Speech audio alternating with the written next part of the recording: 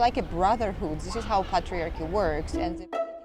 Today my guest is Baia Pataraia. She's a leading women's rights activist in Georgia.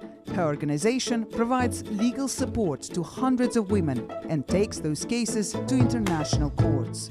Last year we had 1,700 legal consultations that we provided.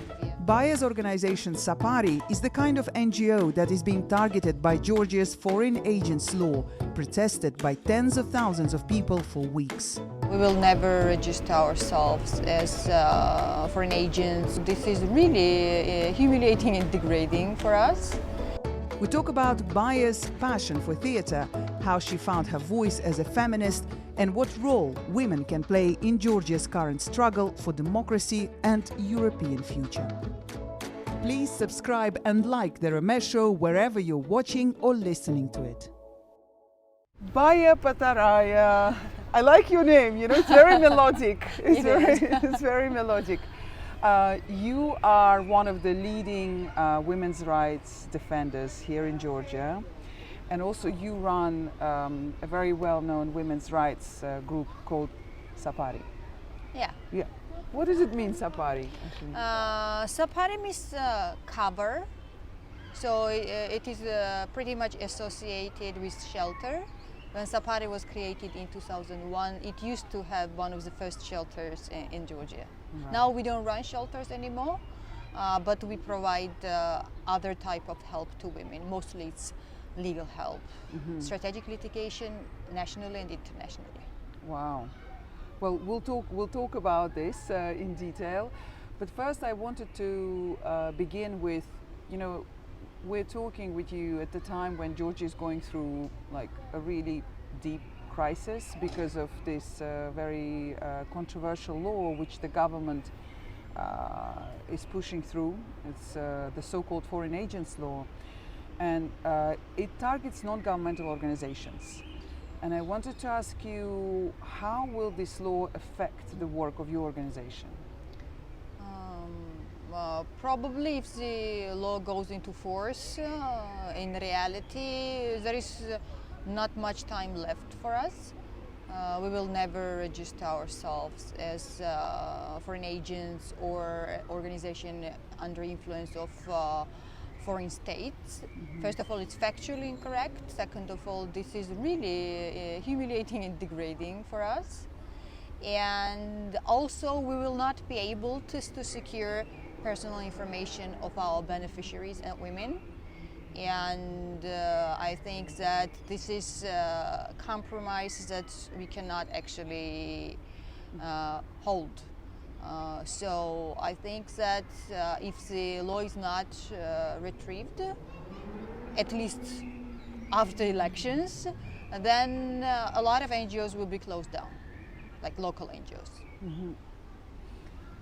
And can we talk about the sort of work that you do? You've mentioned that at the beginning Sapari was providing shelter to victims of domestic violence. What sort of work do you do now, and what kind of numbers are we talking about? Is it dozens of women, hundreds of women, just Georgian, or women of other ethnic groups that live in this country or neighboring countries?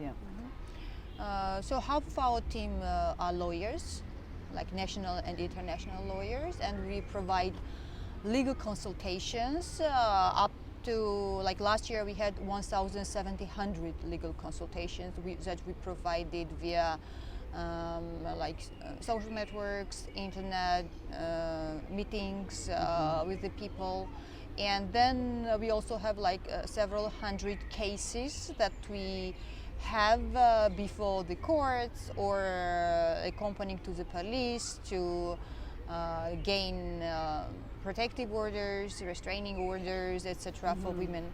So we are very much known for our legal work, and we also have very famous cases won before the Strasbourg court and UNCEDAW committee. I don't know what that is. UNCEDAW committee. What's This this? is at United Nations, and this is like an international tribunal. It studies cases, like individual cases. One of the very famous case that we won was Hanum Ceyranova against Georgia. And it was the very first time when international tribunal institution said that this case was a case of honor crime. And actually, after this decision, 5 people in Georgia have been arrested. Men who humiliated and beat her up. So what happened to her? Is she okay now? No. No. No, she. It was these neighbors and some of the men who were her neighbors and relatives. They accused her of adultery. They caught her and humiliated her in front of the entire village. And after 2 days, we found her dead. We don't know, she might committed a suicide. It is an official version, or maybe it was staged, but it was never really investigated, and it was we were unable to investigate this case locally. The police were saying that there is not enough evidence, people are not giving statements and things like this, and then we took the case to Studio Committee after 5 years. 4 years of ineffective investigation, and in 2021 there was a decision, and in 2022 5 people were arrested, which means that there was enough evidence. We knew who committed it, and it was possible to collect enough evidence and then to punish those perpetrators. Mm-hmm. How old was Hanum when she died? She was in her 30s. She was in her 30s. Well, it's a big victory that you've managed to win the case, but of course you cannot bring the person back and it sounds awful, like humiliation in front of the whole village. It sounds so kind of medieval. Yes. Yes? Yes. I know that there are a lot of issues related to women and problems. I remember a spike in femicide when I was covering it as a journalist, when a young teacher was shot by her husband at the That's university. our case as well. Really? Yes. Remember that? Yes. I mean, her surname was Tsitsivadze, and she had very problematic partner, and when they separated, this guy started stalking her, threatening her. She asked for help for like 17 times From the police? from the police, and she never received adequate treatment, and then she was killed. And we took her case, and her mother was a plaintiff, and we took her case to the Strasbourg court, and we won that case, but still no policemen are punished for their negligence. Mm-hmm. So, but at least we were able to find justice. We were able to secure money for her child and some kind of, this moral support for her family. And it's she had a child, so that and she had this 10-year-old daughter who's now grown up, of course, and because the abuser, he committed it was a suicide femicide, as well. a homicide. It was a femicide suicide. Terrible He story. shot her and then shot himself. And he was a very problematic person with all kind of addictions and Right. abuse, and he was not in his best shape. Definitely, all of this also affected him. But I mean, she knew this threat was real, and she was seeking for help. She went to different police departments. She and her mother accompanied her, and it is the case from 2014. And by then, like, the police was like extremely passive. There were some legislation, but we're not really using it. And actually, after these very notorious cases, like women's movement started, when really a lot of women, despite of their work or education, came together to put this issue on the political agenda of the prime minister, of different political parties, on the media. And for years, this group, which is unofficial, advocates for changes, and we have achieved some progress. But most importantly, these public debates really shifts the mentality of society, which is very important, because all of this violence comes from the belief that men and women are not equal, and that they have different gender roles, and that if a woman is not good enough, or if she doesn't obey this gender roles, then she could be punished with violence. And this mentality, which is problem everywhere in the world, Patriarchy, in other ways, in other words. It should be changed, and it's not possible to change it only with winning the cases, but it's very important to have constant public debate and discussion about these problems, because for quite a lot of people, inequality is not seen. It's not visible for them. They think that, paper, we are equal, and like everything is there, and you can achieve everything when you're a woman, and it's not real. It's a big lie. Women face way more barriers in life compared to men. And would you say that belief is deeply rooted still in Georgian psyche? That yeah, absolutely. Mentality cannot change drastically, but when we do the opinion polls, for example, and check on people's perceptions, beliefs on gender roles and like on society, etc., we see the positive shift. At least like 10% of all groups have shifted positively towards equality during like 7-8 years. Right. So this is good because like it doesn't happen overnight, but it needs like constant work. You cannot stop. Those societies who somehow thought that they've done enough, and those societies where feminism was like really strong, like 100 years ago, and like everything started from them, etc., they still have these huge problems now, because at some point I think that they stopped working. They thought that they're already there, and they're like, because they achieved equality on paper and in legislation, they thought that this is enough, but it does not translate into real life. You need something else, and we know that you have to keep in mind intersectionality, you have to keep in mind societal beliefs, you have to pay attention to real possibilities if they're there, and you have to look at the results. Right. If you're not there, if it's not seen in numbers, you don't have it.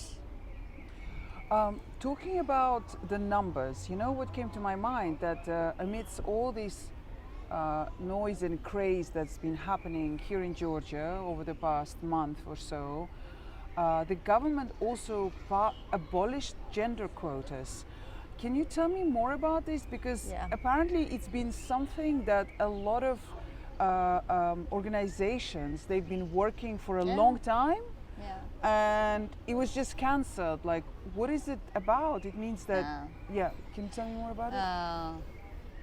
We, as like all the women activists, all the women's organizations, all the groups and movements in general, really worked very hard for like 10 years to get there, to have this. It was not big. It was like it could secure only like 20% of women, and then it was supposed to secure like 25% of women in the parliament. In parliament. And also in local elections as well. But it was abolished overnight. I mean, literally overnight. In 2 days it was gone. They just abolished it. And because the ruling party, they don't want to share the seats in the parliament with women. Why? They just, This just seems so they're all strange. men. They're all men. They have very few women. And it's like a brotherhood. This is how patriarchy works. And the political parties, they don't have internal party democracy. Really, they don't have like any criteria how you succeed and how you achieve. I mean, it's not a democratic process. There is like one or two men sitting at the table and deciding who is going to be on the party list, and they look at the money, who is bringing more money, or who have connections and their relatives or their friends, etc., etc. And like women never fit there, almost never fit there. Like only like couple of women can survive this kind of weird competition. It's not even called a competition. Nobody cares about meritocracy or whatever women can bring to the table. I mean, they don't care about it. They don't care about diversity. They don't care about like equality or something. On the one hand, in this country, you have really strong, powerful women who have done a lot to carry this country through. But on the other hand, you have all these policies that are suppressing women. It's about power sharing. I mean, women are fine and we appreciate what they do, but we don't want to share power with them. So it's like this, thank you, whatever you're doing. We appreciate and we recognize that you're doing a lot, but we will not be sharing real power with you. This is something like this, that like women still belong somewhere, I don't know, in the kitchen, at their homes, maybe even in the immigration, where they take caregiver jobs and like sending all the money here. But I mean, like politicians, and especially this ruling party, but also I would say that other men politicians as well, really don't want to share power with women. I'd like to move to your own story, because my podcast is about women who found their calling. Yeah. And I've read in one of your interviews that at the very beginning, when you were studying well, you were such a good student, you actually wanted to be in the theater? Yeah, I wanted to be a director, theater director. I love theater even now. I'm a very big fan, and I'm a theater goer. And generally I really loved arts, but when I was graduating it was still end of 90s, and the life was very, very tough, and somehow all my family advised me to go something more practical where I would be able to earn money, and like lawyer was this kind of profession. And I mean, really 90s were so heavy. And I've never even seen like a better life.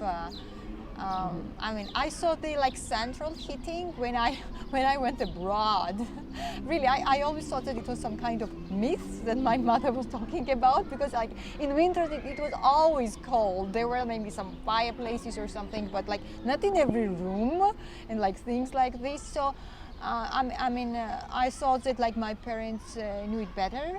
And I really thought that life is so tough that you have to not like chase your dreams or something, but really be more practical in order to survive and to have a like decent life, and like have food and medicine and everything, maybe money, like for clothes, for like very bare minimum.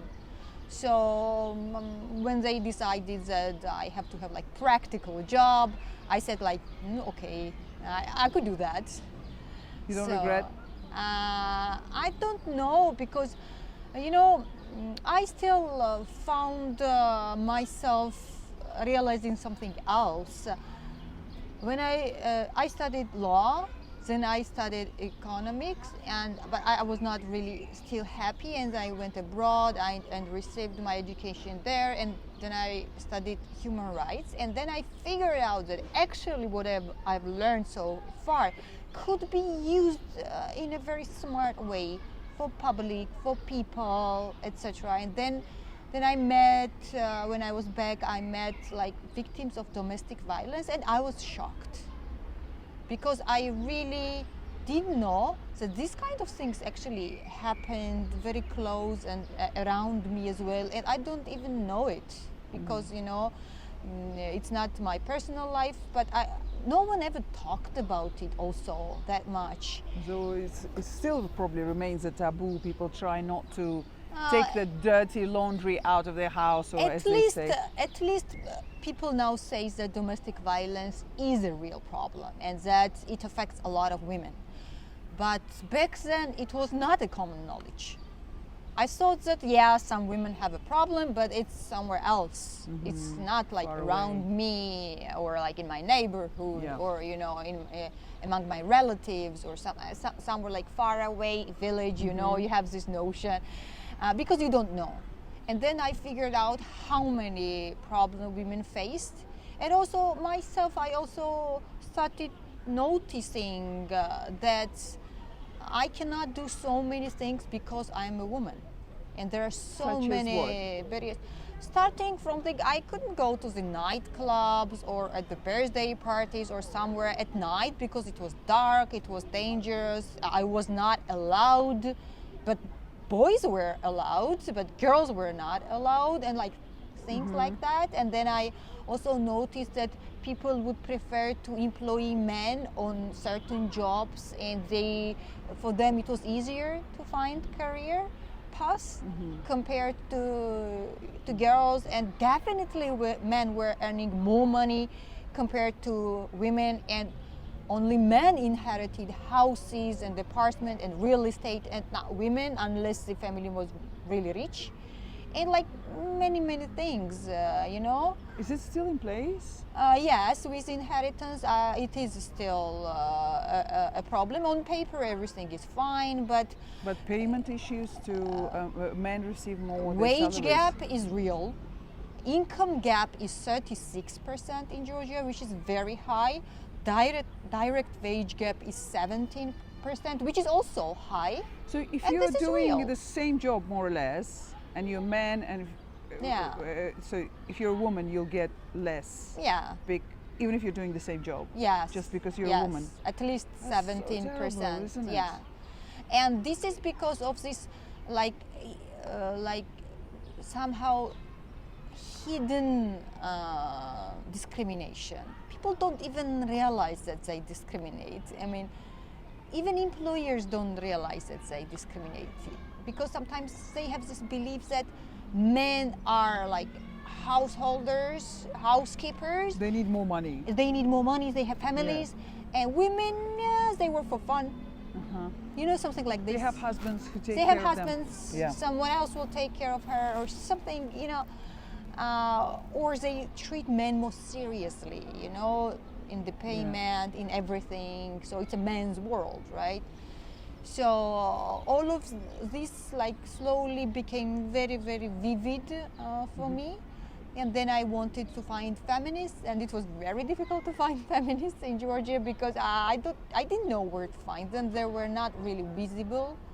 But then at some point I was able to do it, and then we formed a group which was independent group of feminists, and for 2 years we did a lot of visibility events and different things. And soon after 2 years, in 2014, then we started women's movement in Georgia, which became like really massive, like including. What is it now? What it is still now? exists. There are several thousand women on social media, on Facebook, and we organize different events like marches, demonstrations. We make statements. Sometimes we prepare some drafts. I mean, lawyers will prepare some drafts, and we would lobby. We would go to the parliament. Okay, women's. Let's pick it up from that. women's power is in synergy. Let's pick it up from there.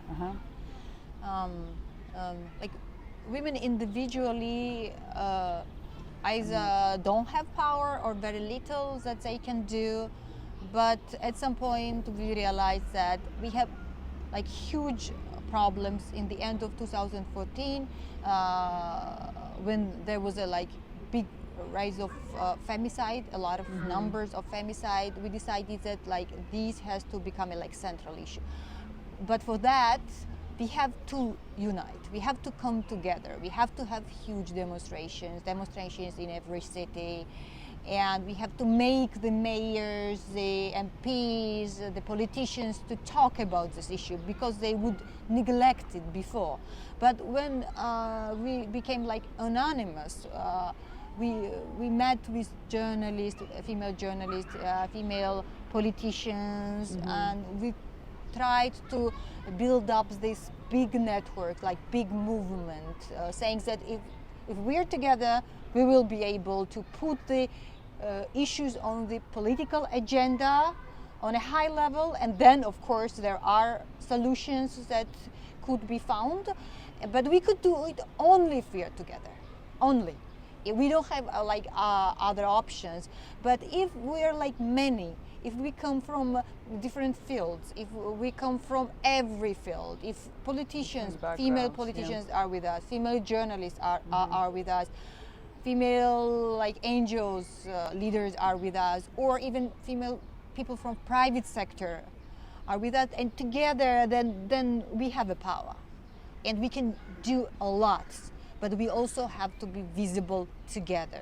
We have to stand together, like physically, literally we have to stand together. And we have to talk anonymously. We have to have like unified requests and demands.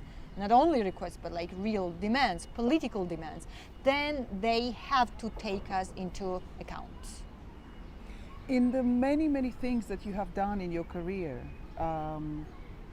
which area kind of rings the bell in your soul, I don't know, comes the closest to you when you know that you are really living your life's purpose, when like, because you do so many things, but which one of those areas gives you that feeling, if it does?